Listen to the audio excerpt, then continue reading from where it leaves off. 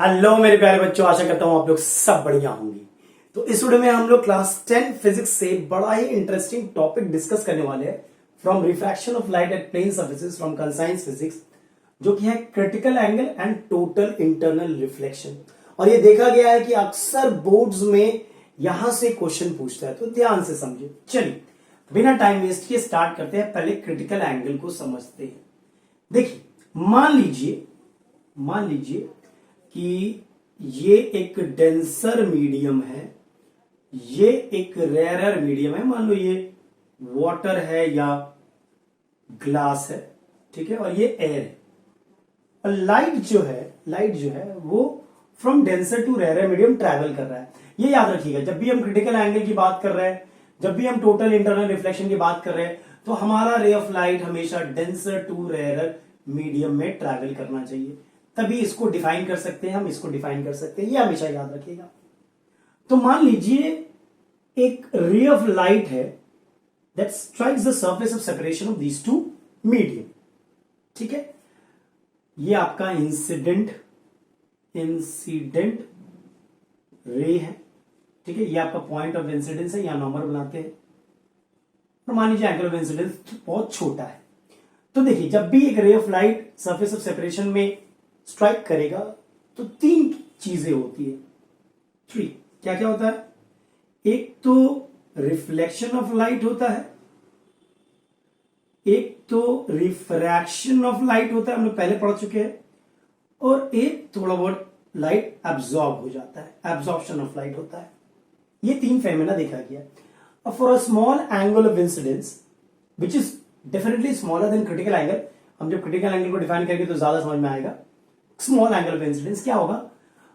A small portion of light will be reflected. ये week होता है, वेरी वीक, ठीक है। स्मॉल पोर्शन क्योंकि रिफ्लेक्ट होता है, और ज्यादातर पोर्शन जो वो रिफ्रैक्ट हो जाता है, स्ट्रॉन्ग रिफ्रैक्टेड रे मिलता है। अब देखो, हम लोग डेंसर टू रेयरर जा रहे हैं, तो लाइट रे क्या करेगा? इसको ऐसे जाना चाहिए था, ठीक है, बट क्योंकि लाइट डेंसर टू रेयरर जा रहा है, it will bend away from the normal, है कि नहीं? ये इस तरह कुछ बेंड करेगा, ठीक है, अवे फ्रॉम द नॉर्मल। ये एंगल ऑफ रिफ्रैक्शन है। अच्छा, ये वाला एंगल ऑफ रिफ्लेक्शन है, एंगल ऑफ रिफ्लेक्शन है, ठीक है। एंगल ऑफ रिफ्लेक्शन और एंगल ऑफ इंसिडेंस सेम होता है, लेकिन इस केस में अगर देखा जाए, इसको रब कर देते हैं हम, इस केस में देखा जाए तो एंगल ऑफ रिफ्रैक्शन जो है वो एंगल ऑफ इंसिडेंस से ज्यादा होता है, ठीक है। ये तो हम जानते हैं, जब एक रे ऑफ लाइट इंसिडेंट करेगा तो तीन चीजें होंगी। थोड़ा बहुत लाइट, बहुत ही कम मात्रा में लाइट रिफ्लेक्ट हो जाएगा, दिस इज वेरी वीक, और ज्यादातर लाइट आपका रिफ्रैक्ट हो जाएगा। क्या हो जाएगा? रिफ्रैक्ट हो जाएगा। अब ध्यान से समझो बात को। हम क्या कर रहे हैं? एंगल ऑफ इंसिडेंस को थोड़ा बढ़ा रहे हैं, एंगल ऑफ इंसिडेंस को हम बढ़ा रहे हैं। अब समझो, यहां पे मैं डायग्राम बनाता हूं। जब आप एंगल ऑफ इंसिडेंस को बढ़ाओगे तो एंगल ऑफ रिफ्रैक्शन भी बढ़ेगा। मतलब ये लाइट जो है, रे ऑफ लाइट, वो towards the separation of the medium, वहां पे उसके तरफ जाएगा, अवे फ्रॉम द नॉर्मल जाएगा। मतलब ये ऐसा कुछ सिनारियो आपको मिलेगा। अगर आप एंगल ऑफ इंसिडेंस बढ़ाओगे, इसको इधर ले जाओगे, तो ये इधर आएगा, एंगल ऑफ रिफ्रैक्शन और बढ़ेगा, है कि नहीं? ये एंगल ऑफ रिफ्रैक्शन है आपका। अब थोड़ा और बढ़ाओगे, अब थोड़ा सा और अगर बढ़ाओगे तो एक ऐसा पॉइंट आएगा जब एक पर्टिकुलर एंगल ऑफ इंसिडेंस के लिए जो रे ऑफ लाइट है, रिफ्रैक्टेड रे ऑफ लाइट है, वो यहां पे आ जाएगा। मतलब मैं कहना चाहता हूं, जो एंगल ऑफ रिफ्रैक्शन है, आप जैसे जैसे इसको इधर ले आएगा, ये तो इधर आता रहेगा ना, ये तो इधर आता रहेगा, और एक ऐसा टाइम होगा जब ये पूरा इस सरफेस पे लाई करेगा, ग्लास एयर इंटरफेस पे लाई करेगा। समझ रहे हो बात? मतलब ये आपका रिफ्रैक्टेड रे है, जो कि मान लो ग्लास था और एयर था, जो कि ग्लास एयर इंटरफेस पे लाई कर रहा है कि नहीं? यानी कि एंगल ऑफ रिफ्रैक्शन 90 डिग्री है।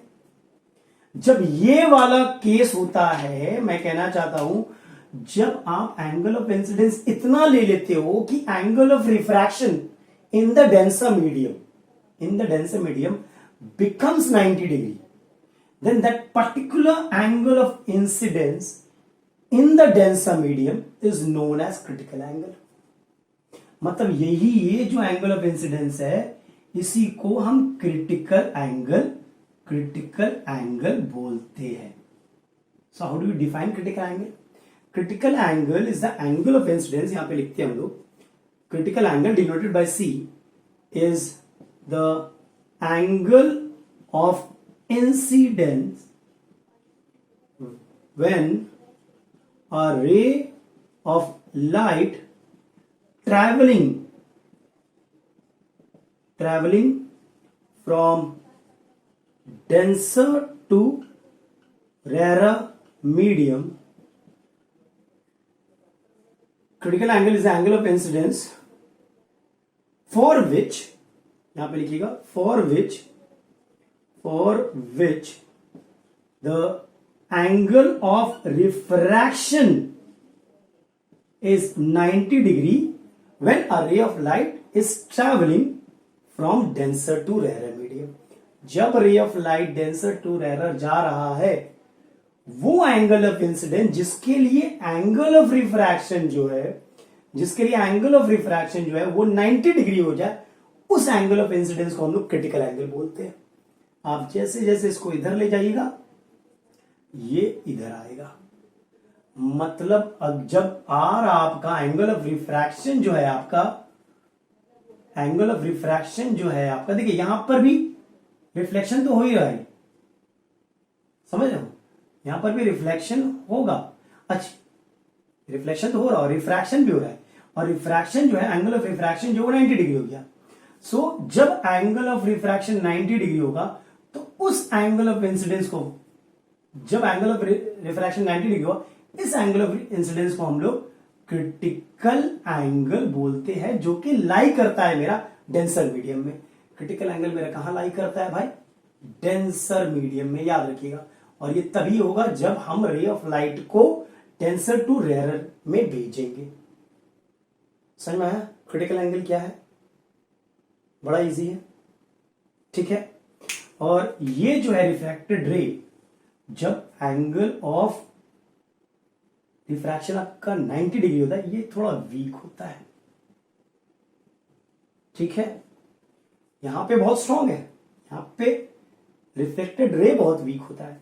यहां पे जहां पे एंगल ऑफ रिफ्रैक्शन 90 डिग्री है, वो जो रिफ्रैक्टेड रे है वो थोड़ा वीक है, समझ रहे? तो ये था मेरा क्रिटिकल एंगल। अब देखते हैं हम लोग, ये क्रिटिकल एंगल समझ में आ गया। रिलेशनशिप टोटल इंटरनल रिफ्लेक्शन हम लोग इसी से आएंगे, थोड़ा बाद में आएंगे। पहले क्रिटिकल एंगल को समझ लिए कि भैया angle of incidence for which the angle of refraction is 90 degree when light travels from denser to rare medium, खत्म। अब रिलेशनशिप देखते हैं between the refractive index of the medium and critical angle, ठीक है। The relationship between the refractive index of the medium and critical angle देखते हैं। मान लो ये सरफेस ऑफ सेपरेशन है, ये आपका डेंसर मीडियम है, वाटर है या ग्लास है, ये आपका एयर है, ठीक है। ये आपका सिनारियो है। जब ये आपका एंगल ऑफ इंसिडेंस है, ये आपका एंगल ऑफ रिफ्रैक्शन है 90 डिग्री, तो इसी एंगल ऑफ इंसिडेंस को हम लोग क्रिटिकल एंगल कहते हैं, ठीक है। मान ले रहे हैं ग्लास टू एयर जा रहे हैं हम लोग, तो mu of glass to air जा रहे हैं हम लोग, mu of air with respect to glass, ये क्या होगा भाई, sine I by sine R, और आई तो मेरा क्रिटिकल एंगल है, C critical angle is C, critical angle is nothing but the angle of incidence only, तो हम लोग लिख सकते हैं mu A G sine C by sine R मतलब साइन 90 डिग्री, ठीक है, यानी कि mu A g is equal to sine C, sine 90 मतलब 1 होता है, ठीक है। अब ध्यान से देखिए, principle of reversibility of light क्या कहता है कि इसे हम 1 बाय म्यू जी ए लिख सकते हैं भाई, है कि नहीं, रेसिप्रोकल कर दो तो आप बोल सकते हो कि refractive index of the medium with respect to air will be 1 by sine C, यही रिलेशन है हमारा, यानी कि mu G A is equal to cosec C, where C is your critical angle, C is your critical angle, which is nothing but the angle of incidence for which the angle of refraction is 90 degree. So this is your relationship. Refractive index of the medium with respect to air will be 1 by sin C. C is your critical angle, or cosec C. यही आपका relation है, यानी कि आप समझिए बात को, आप रिफ्रैक्टिव इंडेक्स को बढ़ाइएगा, ठीक है, रिफ्रैक्टिव इंडेक्स को आप बढ़ाइएगा तो क्रिटिकल एंगल जो है वो कम होता होगा। आप अगर रिफ्रैक्टिव इंडेक्स को बढ़ाइएगा, फिर से सुन लीजिए, आप अगर रिफ्रैक्टिव इंडेक्स को बढ़ाइएगा तो क्रिटिकल एंगल आपका कम होता जाएगा। एक टेबल से आप समझ सकते हैं। देखिए, हम लोग रिफ्रैक्टिव इंडेक्स बढ़ा रहे हैं तो क्रिटिकल एंगल क्या हो रहा है, घट रहा है, यस और नो। जैसे एक चीज देखो, समझो इस बात को, देखिए, refractive index of glass with respect to water, with respect to air क्या है, 3/2 है, ठीक है। तो साइन सी क्या होगा, साइन सी होगा 1 बाय दिस, यानी कि ये 2/3 हो जाएगा। और अगर आप ट्रिग्नोमेट्रिक टेबल देखोगे, आपके मैथ्स बुक में दिया होगा, तो साइन का वैल्यू 2/3 कब होता है, 42 डिग्री में होता है। मतलब critical angle for glass is 42 degree. मतलब अगर एक रे ऑफ लाइट इंसिडेंट है, ठीक है, ग्लास में रे of light incident on the surface of glass and air, और एंगल ऑफ इंसिडेंस आपको 42 हो गया, तो एंगल ऑफ रिफ्रैक्शन क्या होगा, 90 डिग्री होगा, ठीक है। इसी प्रकार आप ये देख लो, refractive index of water with respect to air है 4/3, तो साइन सी क्या होगा, 1 बाय दिस, यानी कि 3/4, और साइन का वैल्यू 3/4 कब होता है, 49 डिग्री में। Means critical angle for water is 49 degree. समझ में आ गया। तो ये तो था क्रिटिकल एंगल क्या होता है, ठीक है, उसका रिलेशनशिप था between critical angle and refractive index of the medium, ठीक है। अब क्या करते हैं हम लोग, देखिए ध्यान से देखिए, now we'll see the factors on which critical angle depend. The factors on which critical angle depend for a medium. तो factors, पहला जो हमारा फैक्टर है वो कलर और वेवलेंथ ऑफ लाइट। समझिए इसको, देखिए मैं लिख देता हूं वेव जी। और आप जैसे जैसे इधर जाइएगा क्या होता है, जो वेवलेंथ है वो इंक्रीज होता है और रिफ्रैक्टिव इंडेक्स डिक्रीज होता है। रिफ्रैक्टिव इंडेक्स डिक्रीज होता है, refractive index decreases which means as you go from here to here, from violet to red, critical angle जो है आपका, जो आपका critical angle है, critical angle जो है वो आपका इंक्रीज होगा। वो आपका क्या होगा, इंक्रीज होगा। रिफ्रैक्टिव इंडेक्स डिक्रीज हो रहा है क्योंकि लैम्डा इंक्रीज हो रहा है, समझ गए। क्रिटिकल एंगल डिक्रीज होगा which means critical angle is least for violet और सबसे ज्यादा किस पे होगा, largest for red colour of light. समझ में आ गया how it depends on the colour of wavelength of light.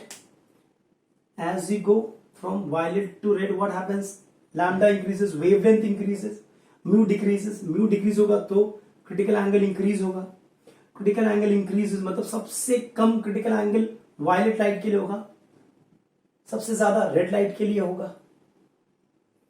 ठीक है, चलो दूसरा है temperature. With the increase in temperature mu decreases, refractive index of the medium decreases which means critical angle increase होगा। खत्म, यही है मेरा। With the increase in temperature mu decreases, mu decreases मतलब C increases, critical angle increases. ठीक है, तो यही था हमारा factors, these two factors only we need to know on which critical angle depends. चल क्रिटिकल एंगल अब सब समझ में आ गया होगा आपको। इसी से हम लोग टोटल इंटरनल रिफ्लेक्शन को समझने की कोशिश करेंगे। तो हमने क्रिटिकल एंगल तो समझ लिया है, फिर से डायग्राम बना दे रहा हूं मैं एक बार। भैया ये एंगल, ये इंसिडेंट रे है, ये नॉर्मल है, ये आपका रिफ्रैक्टेड रे है, ये ग्लास है मान लो और ये एयर है, तो ग्लास एयर इंटरफेस में ही आपका रिफ्रैक्टेड रे है, ये 90 डिग्री है। ठीक है, मैं रिफ्लेक्टेड रे नहीं बना रहा हूं। ठीक है, ये एंगल ऑफ इंसिडेंस है जिसे हम लोग सी से डिनोट करते हैं। For this particular case critical angle कहलाता है। ठीक है, अब आप थोड़ा सा ध्यान दो कि क्या होगा अगर हम एंगल ऑफ इंसिडेंस को एक क्रिटिकल एंगल से भी ज्यादा कर दें। जो एंगल ऑफ इंसिडेंस है मेरा वो क्रिटिकल एंगल से भी ज्यादा हो जाए,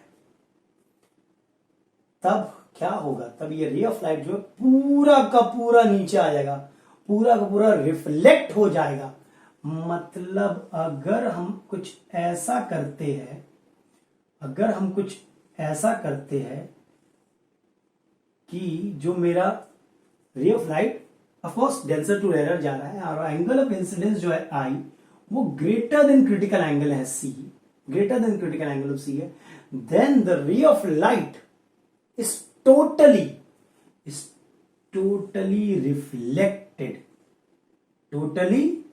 reflected और इसी फेनोमेना को हम लोग टोटल इंटरनल रिफ्लेक्शन कहते हैं। How do you define this? Total internal reflection, when a रे of light is traveling from a denser to rarer medium in such a way that the angle of incidence in the denser medium is more than the critical angle for the medium, then the ray of light is not refracted but totally reflected back in the same medium. Then ये जो surface of separation है वो reflecting surface के तरह behave करता है, reflecting surface के तरह बिहेव करता है और इसी फेनोमेना को हम लोग टोटल इंटरनल रिफ्लेक्शन कहते हैं, जिसके लिए दो कंडीशन जरूरी है। पहला तो है भैया कि रे ऑफ लाइट जो है वो डेंसर टू रेयर जाना चाहिए तभी होगा। दूसरा जो है, जो एंगल ऑफ इंसिडेंस है वो ग्रेटर देन क्रिटिकल एंगल होना चाहिए, तभी ये फिनोमेना आपको देखने मिलेगा। The ray of light is totally reflected. समझ में आया?